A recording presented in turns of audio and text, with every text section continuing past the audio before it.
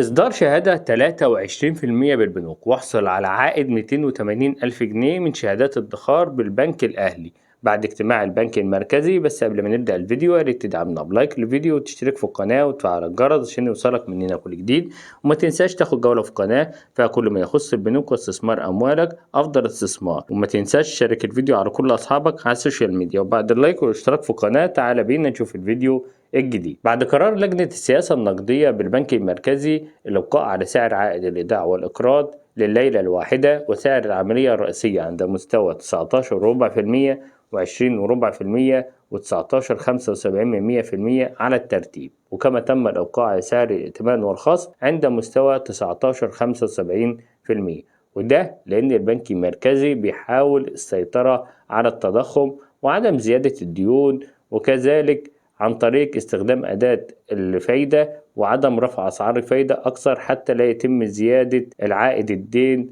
لدى البنوك. طيب كثير من العملاء دلوقتي متخوف بسبب تغيرات السوق وعايز يعرف ايه أعلى الأسعار الفايدة الموجودة حاليا، وده لأسباب كتيرة في السوق، لأن السوق طبعا متأثر بسبب الضغوط الحالية بسبب التضخم وأيضا بسبب العملة الأجنبية وكيفية توفيرها. كل ذلك بيسعى الجميع إلى متابعة السوق أول بأول، وإحنا هنا في القناة بندعوك إن أنت تشترك في القناة وتفعل الجرس عشان خاطر إحنا هنطرح لك كل ما يحدث في السوق أول بأول، أول شهادات بتنزل بنعرضها أو أذون خزانة أو ذهب أو كل ما يخص الاستثمار كله هتلاقيه في القناة. كل اللي عليك أنت تعمل متابعة للقناة من أسفل الفيديو واللايك عشان يظهر لك الفيديو القادم. اليوم معانا شهادتين بالبنوك. الأولى الشهادة وهي شهادة 23%. الشهادة دي بتطرح لمدة 3 سنوات بالجنيه المصري. الحد الأدنى لربط الشهادة هو 1000 جنيه ومضاعفاته. دورة الصرف الشهادة بيكون شهري.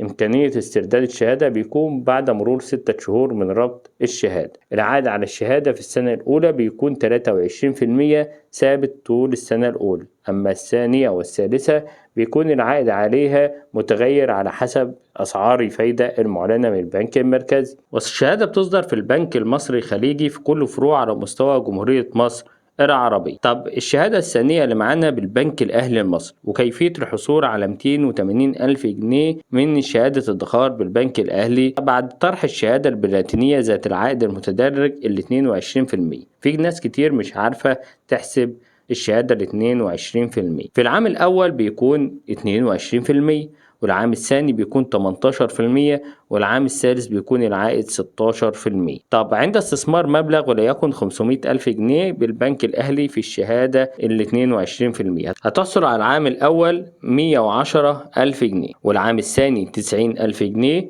أما العام الثالث 80 ألف جنيه، وبيحصل العميل على 280 ألف جنيه في نهاية ال3 سنوات. والعائد هنا بيصرف شهريا. مدة الشهادة بتكون 3 سنوات بالبنك الأهلي المصري.